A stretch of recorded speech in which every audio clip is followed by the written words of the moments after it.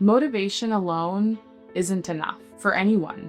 I was a chronic people pleaser, and it's because saying yes felt easier than setting boundaries. Nobody tells you that healing isn't just about moving forward, it's about leaving things behind. The ugly truth is that change is lonely. Loneliness is not rejection, it's redirection. And this is the part where it gets really, really tricky. Welcome to the Upgrade with Elle. All right, you guys, I need to be honest with you about something. I love motivating people. I love inspiring people. I always have for my entire life. This is who I've been. And when I meet people, all I want to do is learn what drives them, what excites them, what lights them up? What do they want to go after? What makes them want more? And if I can help them, even in the smallest of ways, connect them with someone, help them brainstorm something or think through an idea, like that really fuels me. But here's something I've also learned in having some of those conversations. Motivation alone isn't enough for anyone. Motivation will get you started, but a lot of what we want to go after in our lives require growth. And growth requires something deeper. It requires change. It requires discomfort in facing parts of yourself that you'd rather just avoid. What's hard for people to understand about that is that they don't necessarily connect their goals and what they want to do with needing to grow, because growth isn't just about being inspired. It's about what happens after the inspiration fades. It's about you becoming who you need to be when no one else is watching you. And this is why I created the Upgrade with Elle, because I want to have the conversations that aren't easy. I want to have the ones that don't always feel good in the moment, but they're necessary. The ones that stretch you, the conversations and new ideas that challenge you, and the ones that force you to sit in the truth of where you are. Because real transformation, it's messy and it's uncomfortable and sometimes it's lonely. So I want to welcome you to my home in the space that I feel comfortable having these hard conversations. And welcome to the first hard conversation that we will have together. And there will be many more. Today, I want to tackle something that I know intimately because I've had to live it, I've had to sit with it, and I've had to push through it. A lot of people think healing is just about growth. And yeah, like growth is a part of healing, but real healing, real inner work, it forces you to stop running. It makes you sit with the truth of not just what happened to you throughout your life, but how you responded, the outcomes that you accepted, the behaviors that you tolerated. Healing really forces you to take a hard look at your own ways and your own habits, your own patterns, and finally admit that this can't go with me into my future. It can't if I want to progress. It can't if I want to take that next step in my life. And real healing is sitting in the mess with no distractions, no pretending, just you and the reality of what shaped you. Because our entire lives shape us, all of our experiences, but they also teach us things that we need to unlearn. And that part, that's the part that really stings. Because healing isn't about just letting go of what hurt you. It's about burying the version of yourself that tolerated it. And we expect healing to be like this parting of the clouds, like this massive breakthrough where we have clarity and relief and this massive weight lifted off of our shoulders, right? But instead, it can feel like withdrawal. It can feel like a detox of sorts. I know that may seem strange to say that, but just hear me out. It feels like losing parts of yourself that you were used to, even though those parts were not serving you. And here's where most people get stuck, because when you have to really start healing and doing that inner work, everything that you used to do to numb yourself, it stops working. And let's talk about like the real reason healing feels so damn hard, because nobody prepares you for the moment that you realize that you were a part of your own suffering. It's kind of hard to digest that thought. And honestly, I remember the first time that I was told that, and I thought, oof, oh my God, like that really hurts.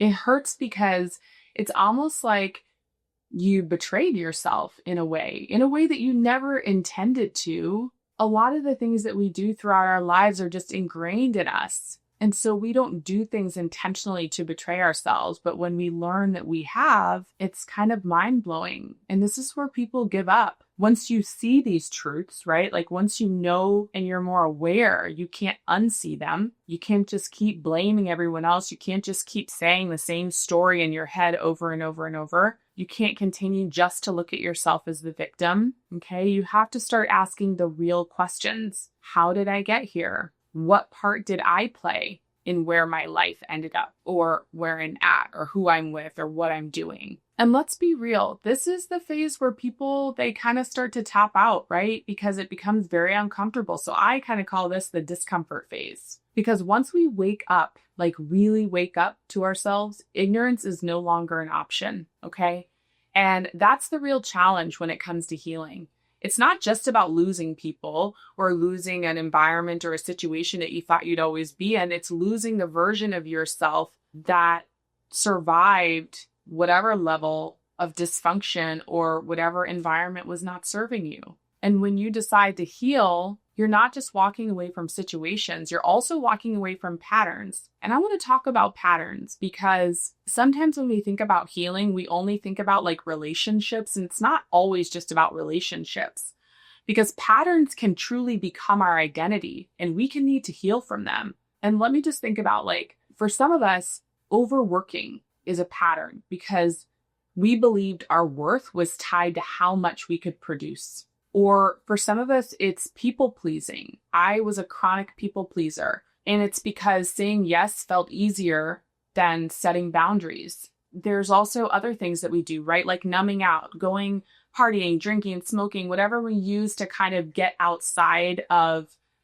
feeling real feelings, because sometimes those can feel unbearable. And for some of us, our patterns are straight up chaos itself. Because if we only knew dysfunction and chaos, then that is what we normalized. And thus peace, real peace, can feel unfamiliar, and even so much so that it can feel threatening. And the hardest part is when you start taking away distractions, and when you stop running, when you stop numbing out, when you stop ignoring, everything starts rising to the surface. And this is where it's like, real healing doesn't feel like healing in this moment. You're like, what is this? This is not supposed to feel like this. And it's actually a place where a lot of people start to panic. I did at one point, because nobody tells you this part. This is not what we see when we talk about healing. Nobody tells you that healing isn't just about moving forward. It's about leaving things behind. And some of those things you thought you'd carry with you forever. Some of those behaviors you thought you'd carry with you forever, some of those mindsets and ways of thinking. And I'm just going to say this because maybe someone else can relate, but if you've ever started the healing journey and you've gotten past the initial, like, okay, I'm going to start healing, I'm going to start doing the inner work.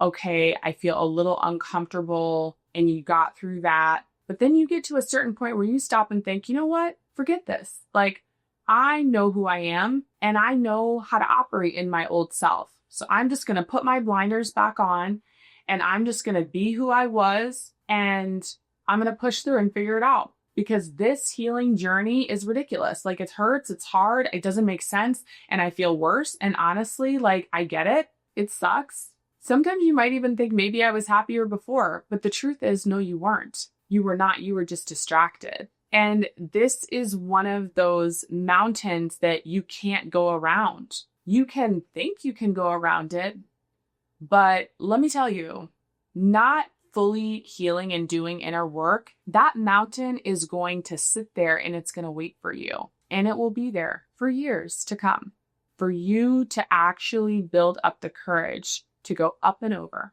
And trust me, temptation is going to be strong. because our old selves are so hardwired. Your brain will beg you to return to what was familiar, because even if, for example, it was a toxic comfort zone, it's still a comfort zone. Your brain still views it as familiar and comfortable and safe. And your past self, it's still waiting. It's still familiar. It still wants you to come back to it, even if it was suffocating you. And the unknown, well, that's where the real battlefield is, right? It's what's out there. I don't know what version of me will come out on the other side. Because when we're faced with the option of change, our mind will romanticize patterns, not because they were good, but because they felt safe. Playing small feels safer than stepping into your true potential. Overworking feels safer because rest makes you feel unproductive. People pleasing makes you feel safe because saying no or setting boundaries makes you feel guilty. Bottling up emotions and not sharing your truth about how you feel about something and being vulnerable makes you feel safer because vulnerability makes you feel exposed. And living in survival mode can be a liar to you because it can make you feel that you're safer because it's all that you knew, and because healing means facing everything that you've been running from. Do you see these patterns? Just be honest with yourself and ask yourself the necessary questions. And the real reason that people go back to who they were is not because they were happy. It's because of familiarity, and they know how to survive that version of themselves. Even if it wasn't good for them, even if it was killing them. Well, the ugly truth is that change is lonely. And this is the part where it gets really, really tricky. Because when you start healing, you don't arrive at the new version of you right away. Like, it just doesn't happen overnight. You're in this really awkward phase, kind of like being in middle school, where you're in the middle, where you are in between who you were and who you're becoming. And this space, it feels disorienting. You don't know how to occupy this space because suddenly you're looking around like, I'm on this healing journey, but where the hell is everybody? Your old habits, well, they don't fit anymore. So you barely even know yourself. Your old mindsets don't fit anymore. And the people who benefited from the old version of you, well, they don't fit anymore either. So you are really in this very uncomfortable phase because the new people that will arrive in your life at some point, those people haven't even gotten there yet. So it can feel like a desert. And because you haven't fully grown into the person that you're becoming, you're kind of judging your scenario without the full picture, and you're stuck in the in-between. And this is where people turn back because this feels like abandonment. It feels like you're stranded. It's already hard enough to tap into the healing journey. It's already hard enough to do self-work, but now you're in the thick of it and you're looking around and you're freaking alone. Like, thanks, process. This is great. And the silence can feel unbearable. But hear me on this. It's not just about losing people, right? I don't want us to just hyper-focus on that. That is a part of the process, but you are actually also losing the version of you that needed them. Certain people, right? I'm not saying you don't have friends or family or people that support you, but nobody prepares you for the part where you lose people. Because the truth is, and I know this is going to sound really harsh, so just hear me out. The truth is some people liked you better when you were broken. Not because they wanted you to suffer, but because the broken version of you was more convenient for them. When you don't see yourself, when you ignore things, when you accept things, when you overlook things, that version of you who ignores, who accepts, who overlooks, that version of you kept them comfortable, even if it was at your own expense, okay?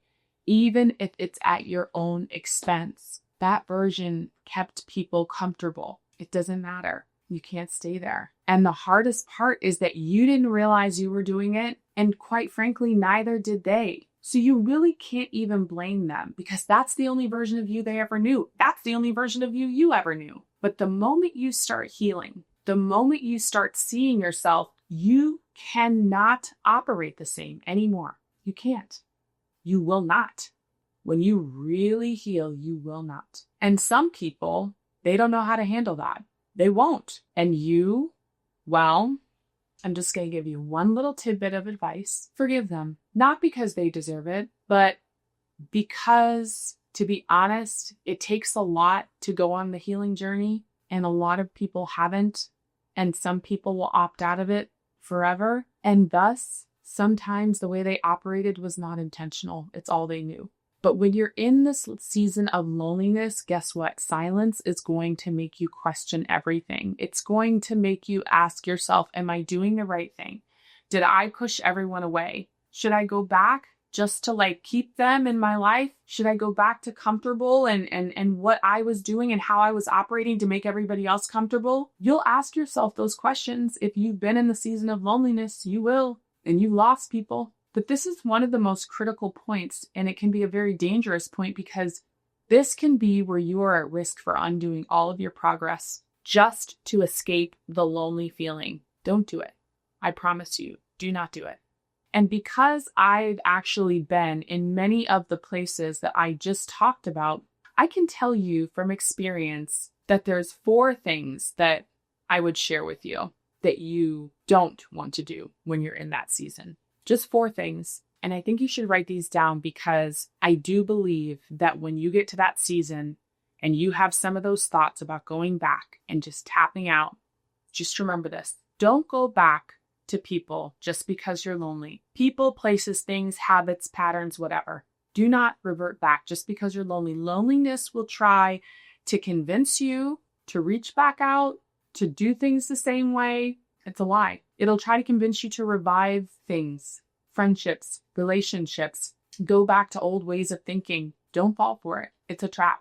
And I only say it's a trap because it's going to unravel your progress. You have to keep pushing forward. I know the unknown is scary. The second thing, do not numb yourself to escape the quiet. Some people will not heal simply because all they will do for their entire life is they will distract themselves. They will stay busy, but that mountain, it'll still be there. It'll still be there. And they'll have to go back to it at whatever point, but you don't want to be that person. You don't want to stop. Real healing requires your presence, even when it's uncomfortable. Number 3, don't assume that because you are in that loneliness season that something is wrong with you. It really does not mean that. I promise it doesn't. Here's the thing. Some of the most confident and successful and emotionally healthy people that we all admire, guess what? They've gone through this exact same phase. They've just come out on the other side. There's nothing wrong with them. There's nothing wrong with me. And there's nothing wrong with you. Number 4, do not self-sabotage just to go back to what feels familiar. It's not worth it. And most people don't even fail the healing journey because it's hard. They fail because peace can feel like boredom. Because if they're used to chaos, when they get to peace, they're like, this doesn't feel right. It doesn't feel normal. Well, that's because you normalized something that was dysfunctional for a long time. And you'll start craving dysfunction because you used to call it home. And when I say dysfunction, I mean all types, right? The overworking, all of that, overworking, staying busy because you don't think rest is good and you prioritize overworking, people pleasing, doing all of the people pleasing, saying yes, not setting boundaries, all of that, making you feel guilty, the chaos, feeling safer than peace, all of that. Don't go back to it. Here's what I want you to do instead. When you get to this phase in your healing journey and you don't do those 4 things that I just mentioned, do these things. Reframe your mindset. Loneliness is not rejection, it's redirection. To get comfortable with yourself, the right people will find you when you become comfortable with who you are. Develop rituals and things to do all the time where you're embracing your new identity and you're strengthening that internal world. And number 4, just trust. Trust that new people, new experiences, new things are on the way. Okay? Write those down, do those things. We cannot stay the same. We cannot keep repeating cycles. We cannot continue to betray ourselves. We have to upgrade. I want you to upgrade. So before I leave, I just want to remind you of 2 things. Okay? I always think about these things and I want to remind you of them. The first thing is the biggest risk is not failing. Some people think it is, but it's not. You want to know what the biggest risk is? Staying the same. Staying the same. You cannot stay the same. Number 2, you cannot change the past. But guess what you can do? You can decide the future. So upgrade accordingly. And listen, if you know anybody that would benefit from this, share it with them. Do them a favor. They want to upgrade too. They need to upgrade. Let's get to work.